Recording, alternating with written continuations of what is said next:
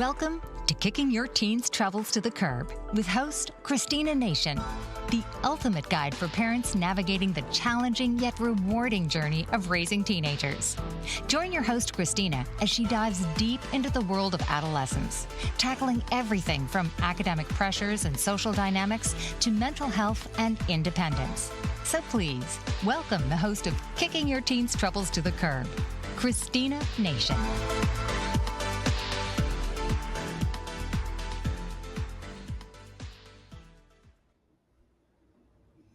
Welcome to Kick Your Teens' Troubles to the Curb. I'm your host, Christina Nation. We are streaming on Bold Brave TV, and today I'm excited to introduce my guest, Adrienne Bishop. So let me tell you a little bit about Adrienne. She is a life and parent coach specializing in helping overwhelmed and anxious, highly sensitive moms parent their highly sensitive kids with confidence and without losing themselves in parenting or yelling all the time. She is a certified integrative hypnotist and certified positive discipline parent educator who loves helping moms unshame and process their feelings so they can feel free, at peace, and confident and love themselves more. Welcome, Adrienne. Hello, thank you for having me. It's good to be here. Yes, so great to have you. Thank you. I'm looking Mhm. forward to our conversation today. So, why don't we start out with you? So, you are a fellow positive discipline educator. I love that.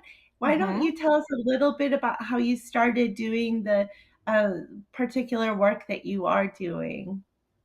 Yeah, so I have been a music teacher for a long time, and I decided that I wanted to do something a little more focused on working with moms once I had my third baby. I realized how hard it was, and it was something that my first daughter was very challenging, and I didn't realize that until I had my second, and he was completely different. And I realized that I didn't have any tools, and I actually was feeling myself, just a lot of stuff that never came up before. And it was something I didn't know how to deal with. And so I went to therapists, I started working with a life coach, and things kind of shifted a little bit once I understand a little bit more about like what I was, needing to do to help myself. And also the fact that I found out that I was highly sensitive really made a big difference in my life. And then I realized my children were also sensitive, and that changed everything because then I was able to figure out how to work with them better. So I started to do that stuff on my own, like kind of reading about it, using some of the tools on my own.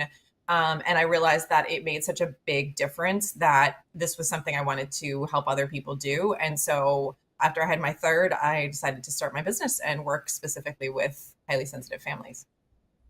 Wonderful. That's a great story. Thank you for sharing.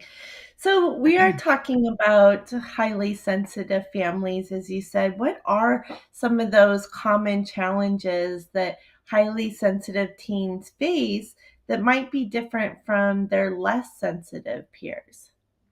Yes. So this goes back to how I experienced being a teen. And also, I currently have a 14-year-old who's turning 15 in like 2 months.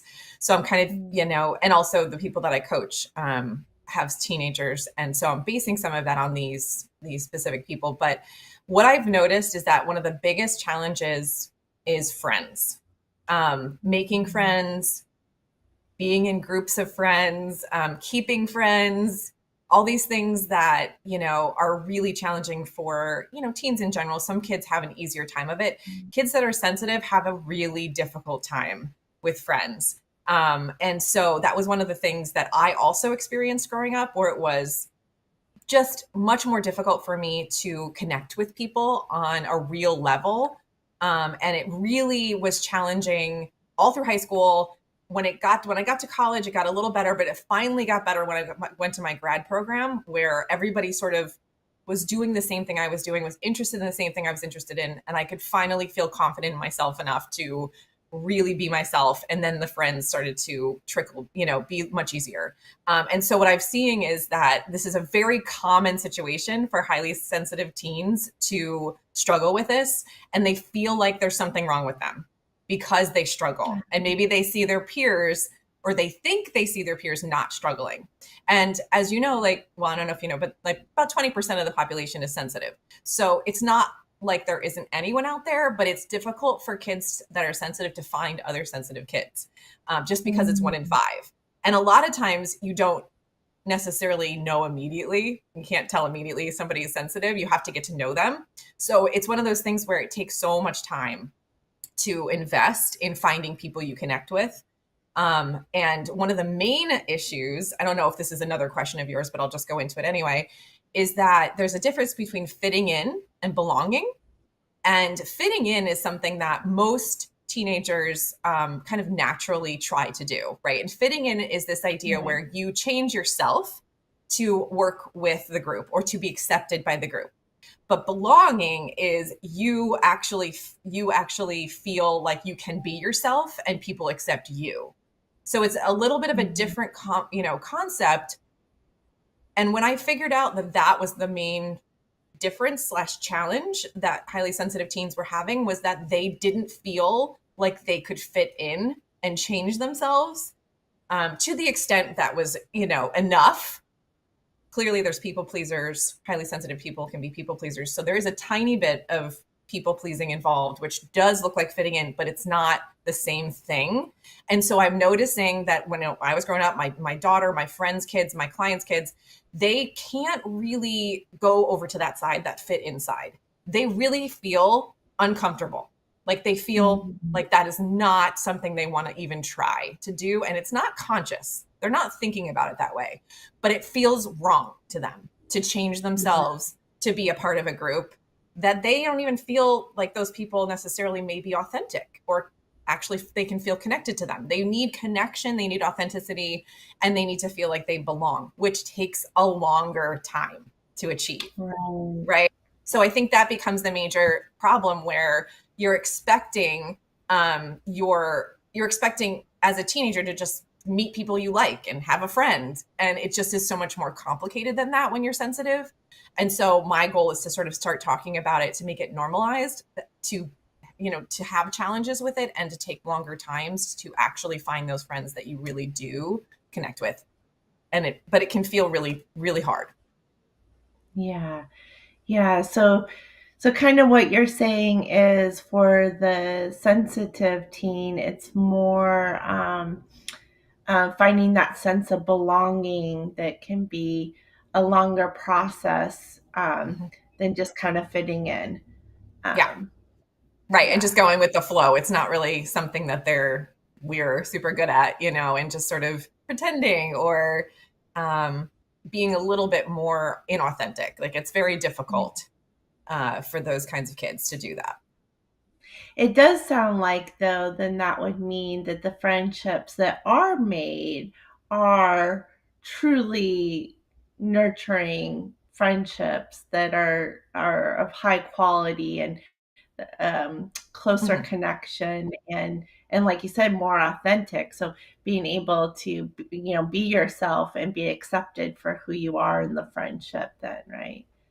Right. The thing is, though, that the piece of the puzzle that also makes some sensitive kids be more on the people pleasing side, that can actually lend to maybe matching yourself up or not connecting, but just being friends with people that aren't necessarily kind.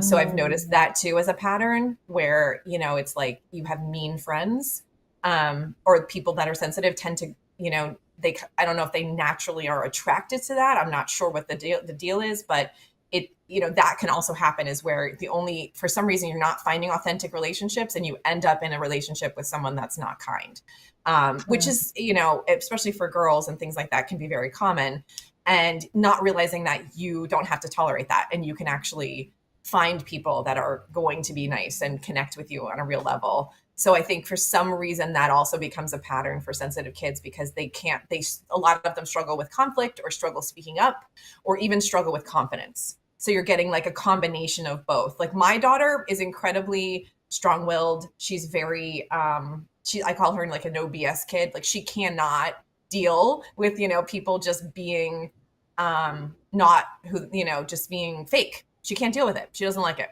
And so she's one of the kids that is not friends with mean kids, but she is struggling to find authentic relationships. And she has found them, but she's not going to go in that direction where she's going to be friends with mean kids. Me, on the other hand, I was friends with a couple of not very kind people, and didn't realize it and just kind of went along with it, and then eventually would leave them and then kind of go to another person who I just didn't really connect with. And I think that's more because I don't have that sort of the same sort of confidence that she has, the same sort of voice she has. I just didn't feel like I could speak up for myself in that way. And when I did speak up for myself with these girls, they would shoot me down. So it kind of got into this pattern of, oh, that's not comfortable. I can't do that. I should, be quiet. And then I ended up with more people like that. And so I think it just depends on the personality of the sensitive kid. Like mine is a lot more, she really just knows who she is. She has more of a sense of self than I did at that age. And so I think that helps her a lot, but then also that also makes it harder for her to fit in, right? Because she is such a strong personality. So it kind of depends on what kind of kids you have, what kind of personality. But those are the two directions that I see. Yeah. So then how, since we're seeing this pattern, how do you think that parents can best support their highly sensitive teen in navigating social situations and making friends? Yes. So the main thing you can do, again, like I was just saying, is starting to normalize that if your teen is sensitive, they're going to have a little bit more of a trouble making multiple friends and having big groups of friends. And that is not a problem necessarily. They're going to feel like it's a problem. But I think the idea is to really help them understand that there's nothing wrong with them.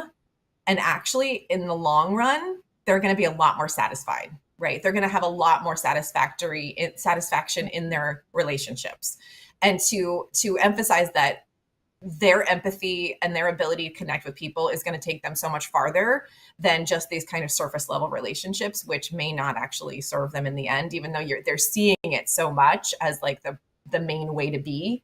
You want to really instill in them that may not be the best direction, especially for them, and that's okay. And it's not going to be something they're going to immediately take in and be like, yay, I'm so happy. Now I'm fine, but just this idea of like even relating your own experiences growing up is helpful.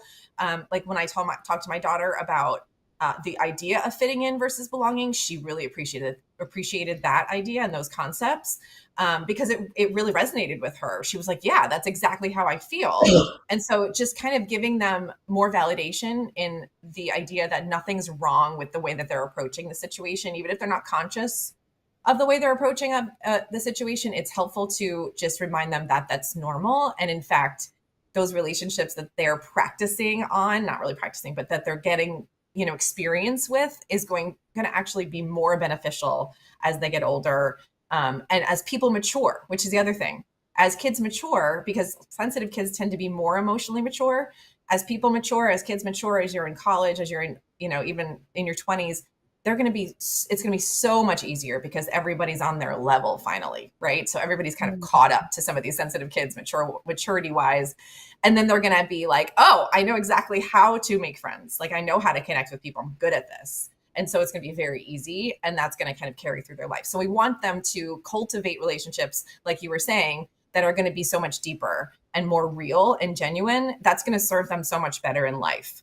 And of course, we do have to make sure that we're connecting with other people on a surface level in some way, right? Like my daughter in class, she will just talk to anyone. She's gotten practice doing that. And that's something I really believe is super important, is to be able to just, maybe have a couple like, little conversations with people without making it a thing, right? We don't have to make it a big deal. We're just having small talk and it's okay. And I feel like a lot of sensitive people are like, I hate small talk. It's so frustrating.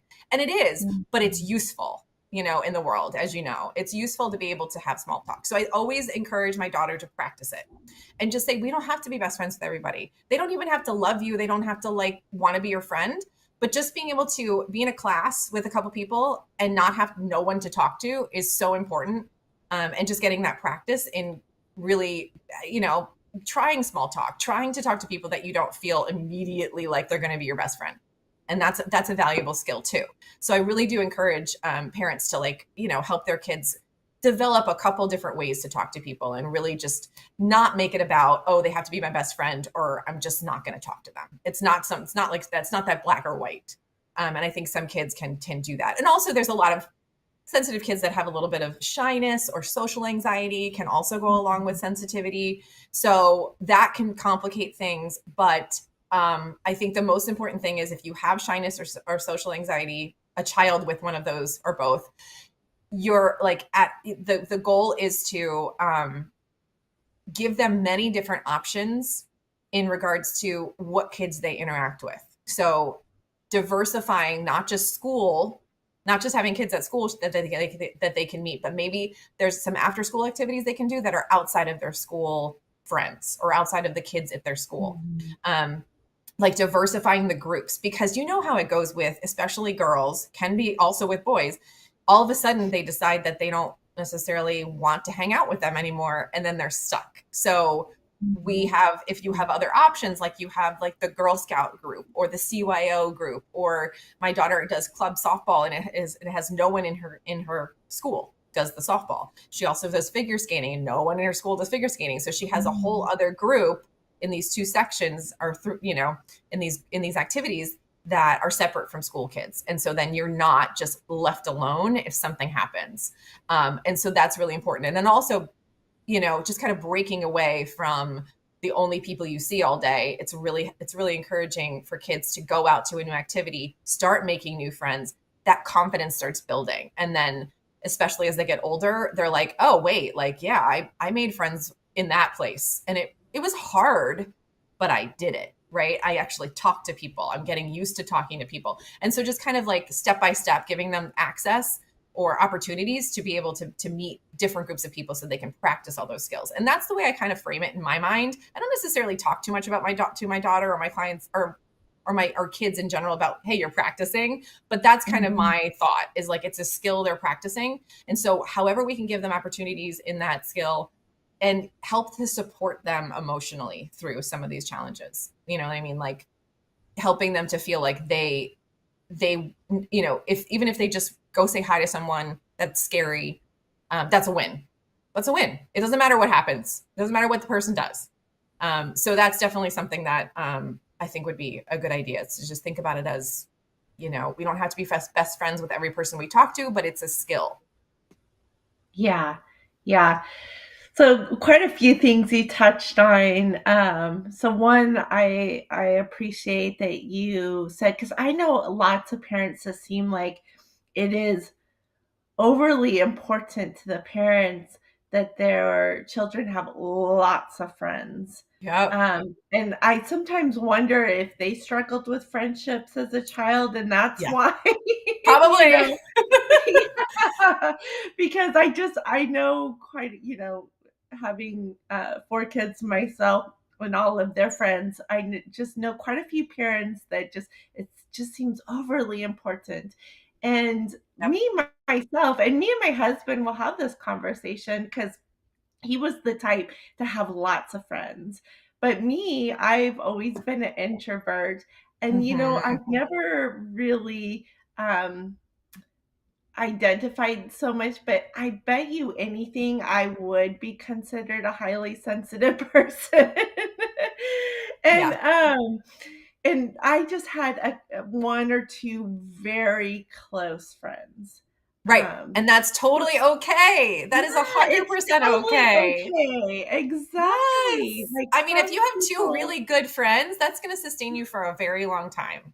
Yes, and I'm still very close with them now. After, Exactly. 35, 40 years, it's very fulfilling. It's very fulfilling. And I didn't feel, but like you said, I was friendly with everyone, so, everyone liked me. I liked them. We said hi. I just didn't, really connect with them.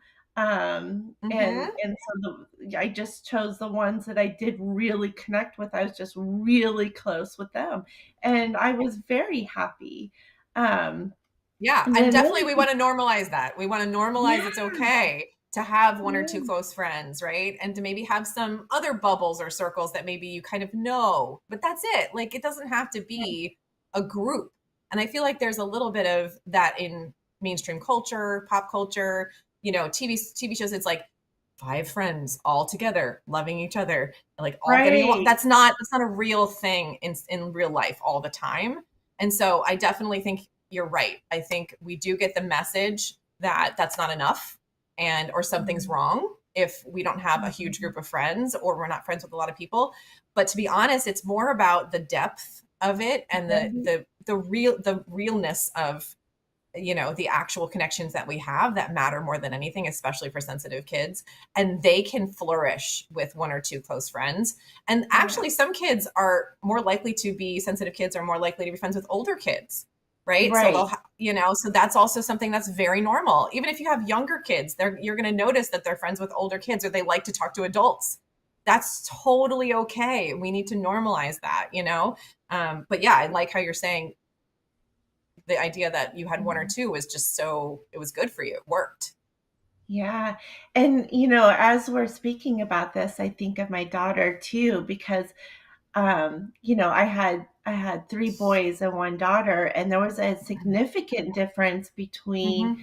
the friendships and the ease of making friendships between my boys and my daughter. And Mm-hmm. my daughter has always, I mean, I don't know, I think with girls there's some added challenges, Yes, you it's know. very different. It's very different. Yeah. Yeah, and so but as you speak, I'm like, wow, I think a lot of the reason she has struggled is because with a lot of her relationships, they were just superficial, and she was always looking for that deeper connection, Mm. and she was always feeling like she was giving much Yep. more than she was receiving. That's Yeah. another huge piece of the puzzle, to be honest. Yes. And it's Mhm. also, there's like one friend or your kid that's inviting the other kids to everything all the time, and they don't get invited to things, and they're doing all the work. And that's really common. I don't know if it's a sensitive thing. All I know is that that's me and that's my daughter. Like we're always the Yeah. one to put out the invitation, which can feel kind of Mhm. crappy. Like it can feel Yeah. like you're putting in all the effort, but it's because I think that the connection is so important that we're trying to, keep the connection. We're trying, it's fulfilling. It's something we want. So then we just keep reaching out and reaching out because it's something that we want to keep going and make sure that it's still there and is deep. So yeah, but it can be really, really difficult, especially when someone's not on the same plane about Right. how they feel about you versus how you feel about them. And it's very tumultuous, especially like I've noticed 10, the tween stage is so hard for girls, especially with Mhm. friends. I think it gets better as they become teens, to be honest. I don't know if you've experienced that too, but Yeah, definitely. yes.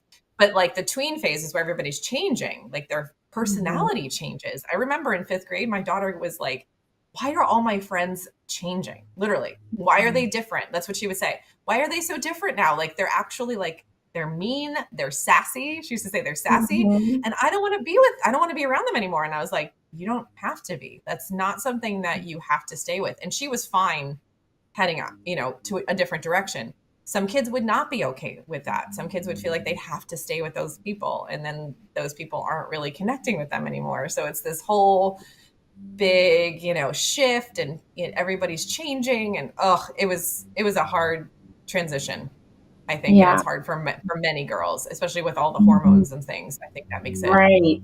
so difficult. But for boys, it's more of like a steady stream, I feel like, of just, ups and downs. It's not these big high, peak changes. It's more like, yeah, I don't really think that we're working out with that kid. And I think I'm going to go over to this kid or this group. And they're just a little bit more, I don't know, seems like a little more flexible about that stuff. But it depends. It depends on your child. So, yeah. Yeah, yeah, definitely.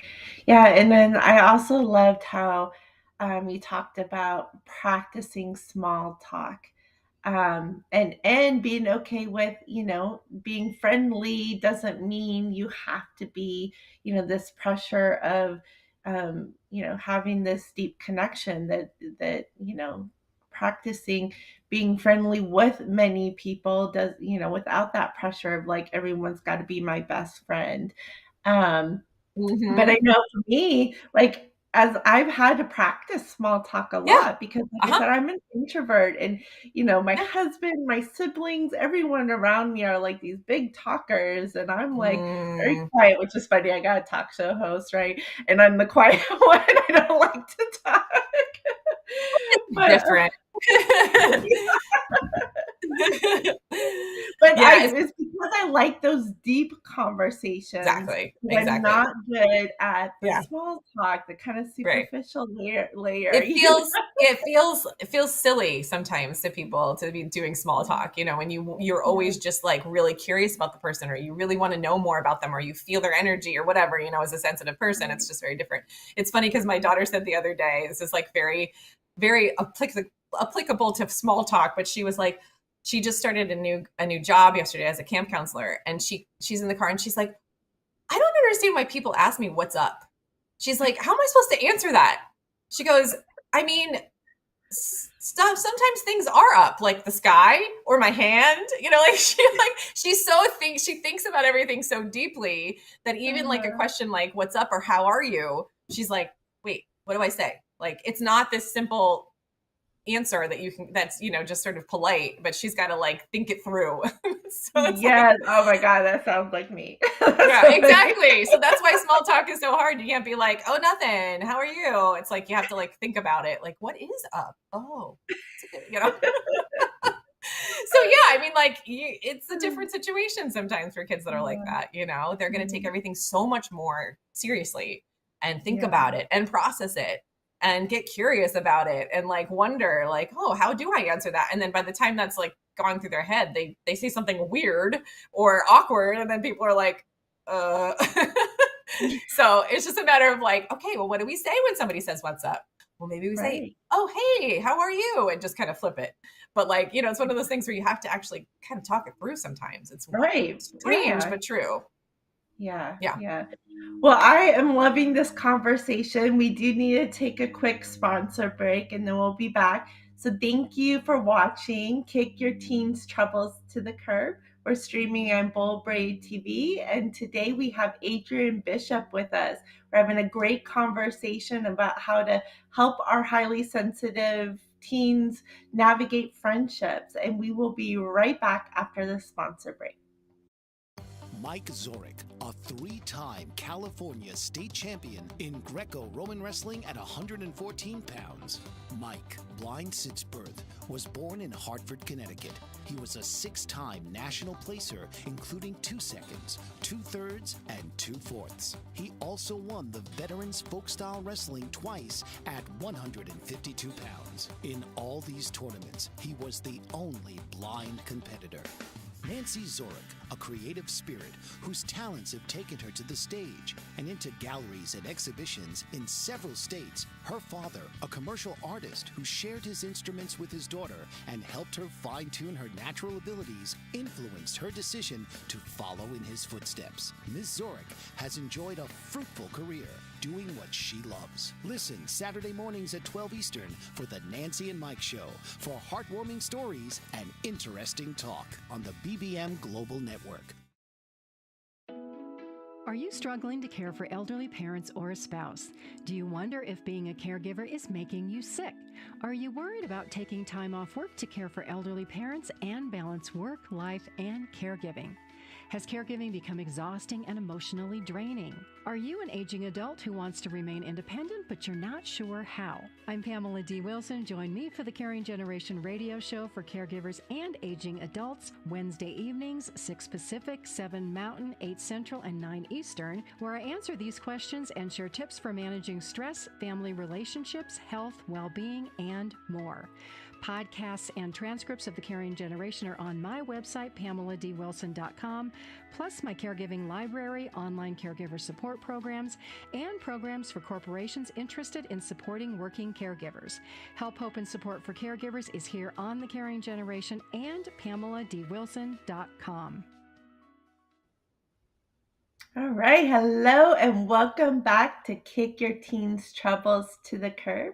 I'm your host, Christina Nation, and with me today is Adrienne Bishop, parent coach for highly sensitive families. We've been having a great conversation, and I just want to ask a couple more questions about how are or what are some specific signs that a teen's high sensitivity is impacting their ability to connect with others. Mm. And if we're noticing these signs, how can we help address them? Yeah. So I think one of the biggest signs is like the overthinking, or Mm. the idea that every little tiny thing that somebody says to your child, they're focused on and thinking about and getting upset about and processing it. Or they, when they're in school, they're like, well, they're talking about how they tried to talk to this one kid, but they didn't talk back and they didn't really respond. And so then they feel horrible that happened. It's just a lot of like overthinking and self-reflection where, Mhm. it's close to anxiety sometimes. So it's hard to say like where that line is, but just being very concerned about every little tiny interaction that they have with another kid. Or maybe not being really confident in themselves, or thinking that they always did something wrong, or they created it because they said something wrong, and just really kind of, feeling shame around the way that they're interacting with kids. And again, there could be other things going on if that's the case. There is real social anxiety that can get in the way of them functioning. But if it's not that, if it's not getting in the way of them functioning and they're just struggling with friends, it looks like, them trying, them thinking about it all the time, uh, them not really being successful in having relationships with kids, and, but really wanting them to have, really wanting to have a relationship with a kid, and it just not kind of panning out. And again, them saying things and then overthinking and second guessing themselves a lot, about how they're like struggling, to connect with people. So that is one way, that you would kind of know. And like to support them, again, we want to go back to creating those skills and helping them to understand, like even like going through a role play, and you don't necessarily have to like speak back and forth, but like if I said to my daughter, okay, well, so if somebody is in class and they're sitting next to you, you know their name, but that's all you know. Like what would you do to connect with that person? Like how would you bring up a conversation? How would you say hi, or what would you do to connect with them in that moment? And just talking through scenarios, and maybe even having them practice on you, or having them practice on someone that they don't really have any investment in, like someone at the store. Or, we go to a pool every summer, and so sometimes I'll say to Ella, like, go up and get the basketball, and talk to the person that's giving you the basketball. Just say hi. Just get used to doing things that are a little bit uncomfortable, because really what it is, it's a lot of discomfort, and just worrying how people are going to perceive you or think about what you said or what you did. So it's really good to practice anything you can, even if it's, like I said, practicing a conversation of small talk back and forth, or identifying with your kid, which kids do you think might be receptive to talking to you?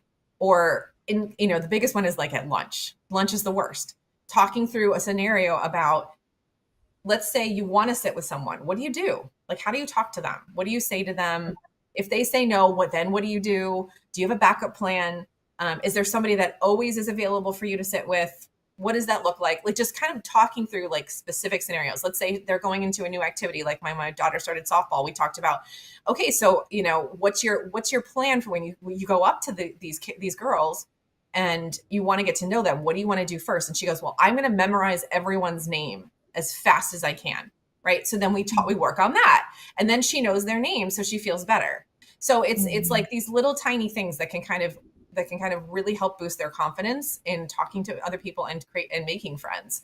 And then once they start doing those things, the rest just kind of feels a little bit easier. So then it gets easier and things get better, and it kind of snowballs from there. But like as a parent, you really want to be a little bit more on the coach side of this, and not so much on the pushy, and not pushy in the sense that you're going to be mean about it or make them feel bad, but just like let them sort of almost have a discussion and have them sort of talk with you about what it looks like to have to connect with people, or how to get to that point where you are connecting with people. And then of course you can offer some suggestions, but I like it as a conversation. I like it as like a collaboration between you and your teen, just to get them to feel like they're empowered to like figure this stuff out, and you're there to just be a sounding board or just be a support for them. And validation is always my number one tool for any age. So we always want to, no matter if you think it's not a big deal, like if you're like, oh my gosh, who cares that happened? Your teen really believes it's huge, right? It is life or death. It is, the drama is real for them. So we want to just recognize that their feelings are valid, regardless of how you think things are going to go, or if they're going to forget about it in a day. It doesn't matter. We really want to recognize like, wow, but I'm so sorry. That sounds hard.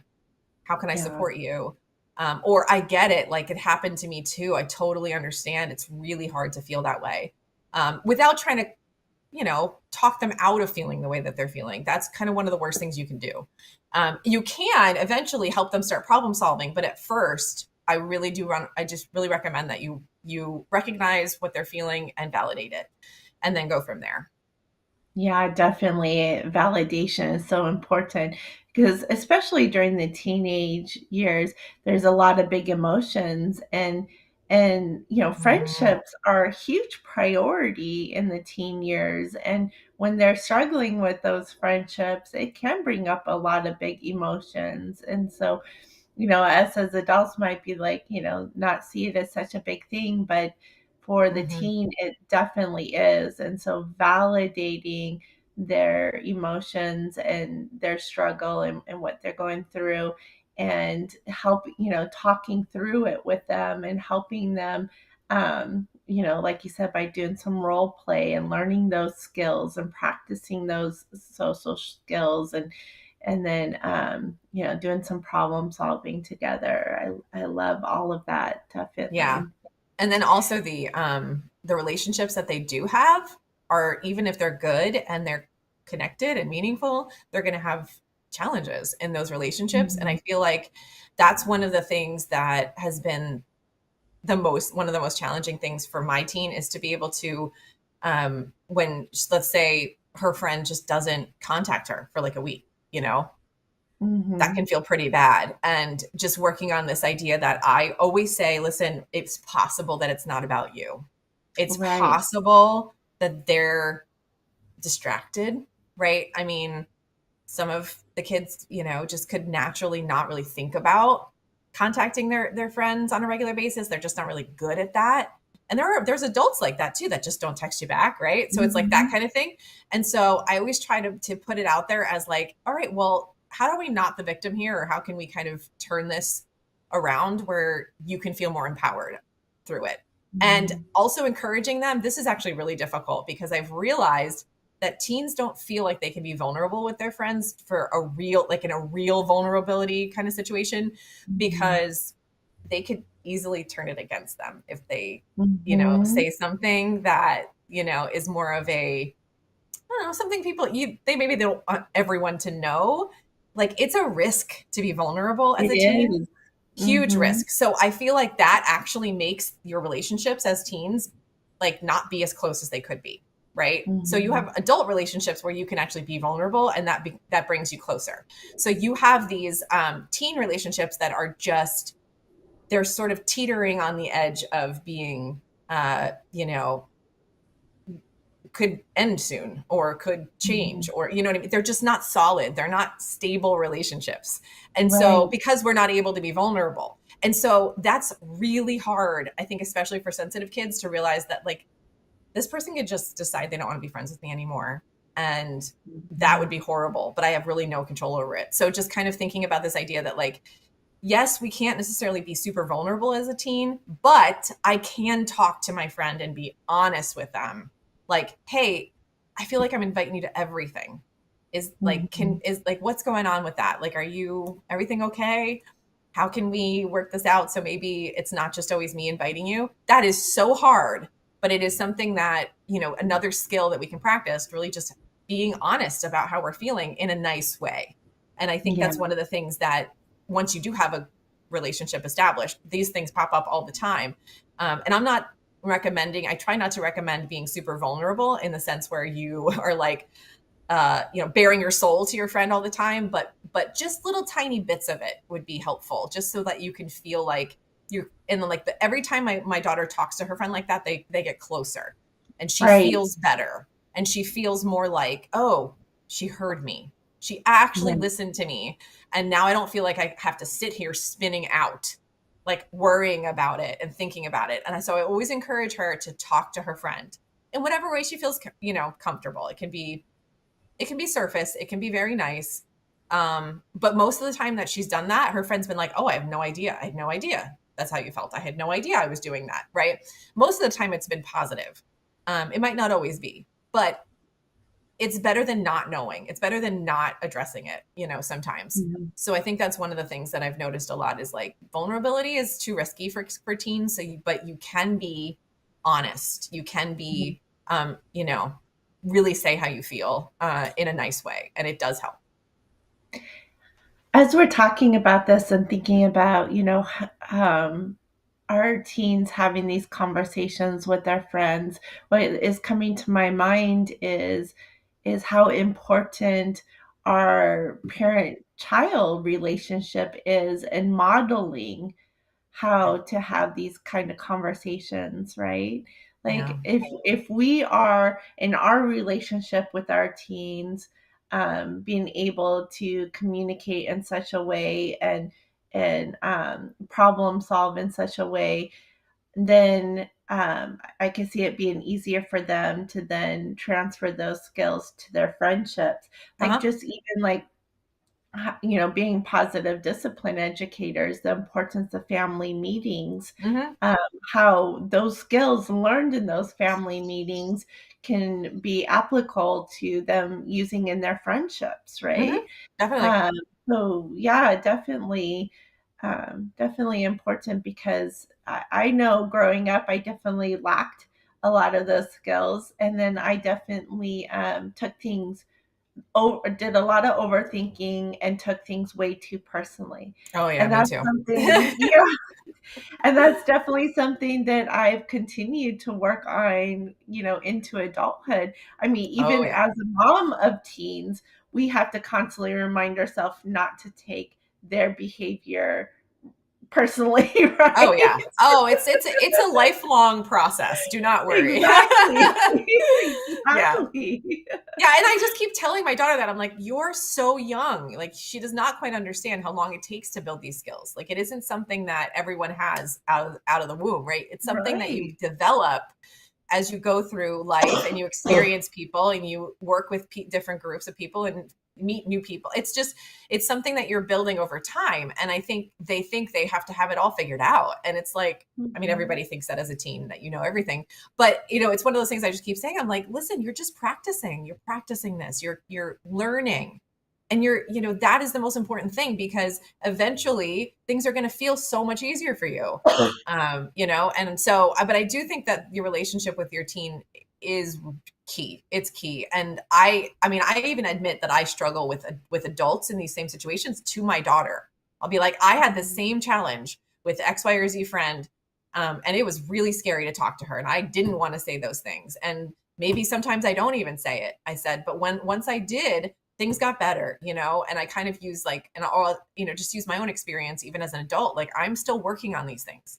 This is not Right. something that I have 100% figured out, so I just want you to know that, but it does get easier. And so I do kind of encourage her in that way, just to like say like, you're normal. Like you're on Mhm. track, right? You're very young Exactly. and you're still just learning these skills and it totally is fine exactly where you are. And it'd be nice if everything worked out and you had 100 friends and they all called you and texted you all the time, but it just doesn't always work out that way. And it's okay. It's not about something you did or who you are as a person. It's just where you are in your life right now. Right. People are, teens are very self-centered. They're not thinking about how is their best friend doing on this random day, like all the time. But sensitive kids do think about that, right? So it's Yeah. like they're so concerned and they're so thinking about everybody else, and they want to make sure, they have a lot of like they're just very conscientious about that. And I think they're when other people aren't that way, they take it to mean something's wrong. When in reality, it's like most people aren't that way, 80%, right, aren't that way. So we have to recognize that it's really not about us. It's really just about where they are in their process. Mm-hmm. Yeah, yeah. I love that. That's so true. So let's talk about how highly sensitive teens can then utilize their sensitivity as a strength when building friendships and developing social skills. So sensitive teens are going to be able to read people and body language better than anybody else. So you're going to have an up. You're going to have that, over everybody else, because you're going to notice when the energy's off. You're going to notice when someone's upset with someone else. You're going to notice that somebody else is not being honest, and it's going to bother you. But you're also going to be able to pick up on cues when somebody's upset, and you can actually help them in that moment, or you can ask them what's wrong, or you can be there as a support because the empathy's high. And so it's going to be easier for kids like that to understand the room and read the room and get the information. However, that means they're going to take it all to heart. So you have to find the balance between the two, where you're not taking on other people's challenges, but you're aware of them. So that becomes a big challenge for sensitive kids. How do I not take on this energy, but how do I help or support others, or how do I, connect with others through some of the information I'm getting in the room, or from the people that I'm talking to. And also, they know themselves so well. Like, the inner life is very deep and, big. And so they know how they feel. They know, they understand people on a very deep level. And so you can, as a teen, if you understand yourself, you're able to be a little bit more honest with your friends because you're self-reflecting all the time. So you can say, hey, I'm feeling this way about this. And your friend will be like, I wasn't thinking about that, right? So it's because they're not thinking about it. So you're able to bring up topics that you notice because you notice all those little things, all those little subtleties. And it really does benefit the groups. It benefits your friends. It benefits you because you're noticing some of the shifts or some of the subtleties that might be off. And you can bring them up and you can kind of work on them together. So I think in general, sensitive kids have an up on that. But again, they have to learn how to make boundaries and create that energetic boundary around themselves to not take on other people's feelings or, moods. So it's a balance. And I have been, as a hypnotist, I have ways to kind of help my kid do that too. We can make visualizations, we can make force fields, right? You can create a force field around yourself. Which I do even as an adult. I create that on a regular basis so that I'm not taking on, the weight of everybody. And it does help. It helps a lot. So having those skills are really helpful. Just having grounding tools, knowing that your feelings only last 90 seconds and they will pass, stuff like that. All those kinds of emotional tools are going to really help your kid in that moment. And, validation, if you want to do something as a parent, validation does help your child process their feelings. So that's always a good option if you don't know what else to do. But, you can just remind them that feelings only last 90 seconds. Like, you're feeling horrible right now, but it will not be permanent. It is temporary, right? We do move on, and to not make a big thing of it necessarily. But I think, and also thoughts, right? Thoughts are not concrete things. They're just passing things, and we don't have to believe them or hold on to them. And so just kind of teaching your kid all about those things is super helpful, especially if they're sensitive, because they have a thought, they believe it, they get freaked out by it, and then the whole day is thrown off or whatever. And so if they feel like they're empowered to manage their own emotions and their thoughts, they're going to have a leg up. Yeah, I think that is so important. I know myself, as a teen, I was always very attuned to the needs of my friends and could tell very easily if something was going on with them and they needed that support. Yep. And was always that listening ear, right?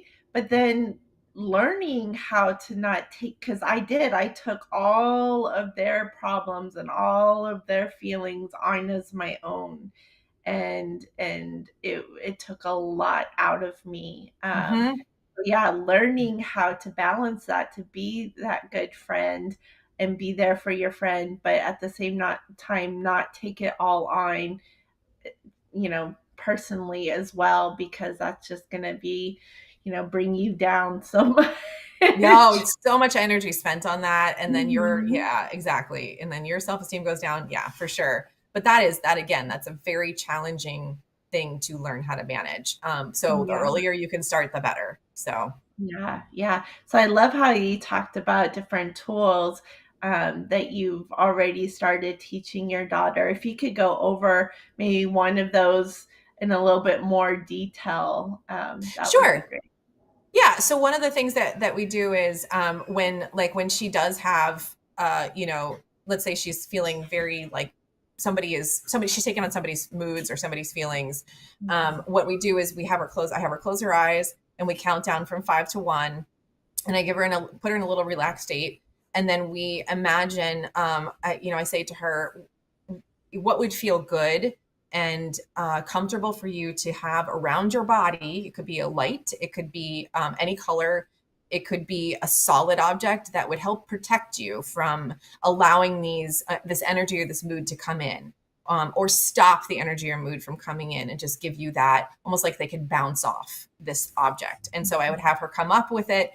It could be like a yellow light, it could be an actual force field that's blue, it could be anything, it could be something comfortable. It could even be a house or a room. And then we imagine that the energy or the feelings or even whatever other people are saying are not getting through, and they're not able to penetrate that object. So that's one of the ways that I Yeah. help her to feel like she's got some solid ability to stop, have control over some of what's coming into Yes, her. I love that. That is a wonderful tool. Yes. Wow, Yeah. thank you so much for sharing that, and thank you so much for this conversation. Yeah. This was just such a valuable conversation. And can you please share with the audience how they can learn more about your work? Sure. So I'm on Instagram. Adrian Bishop Coaching is my handle. I have a website. It's also adrianbishopcoaching.com. So you can connect with me through those two things. And if you want to get more help with your sensitive child, I offer free consults. And you can go on my website and find the link there. And we can always just talk about what's going on. So those are good ways to do it. Wonderful. Thank you. And, if you do have a child who is highly sensitive, a lot of times that can be more susceptible to depression or anxiety. And 100%. so if you are kind of wondering if, you know, is more going on, should I be concerned? Should I get extra help for my teen? I do have a free PDF, 10 ways to distinguish between the typical teenage phase and teen Mm, depression, and that's on my website, empoweredparenting.family. So you that's can great. pick that up. Yeah. So thank you so much for being Yes. Thank with us you. on the show today, Adrian. This has been great. And thank you all for tuning in, and we will see you next week.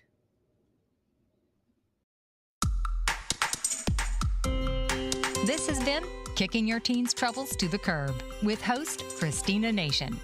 Tune in each week as Christina features expert interviews, real-life stories, and practical strategies that empower parents to connect with their teens and effectively address their struggles.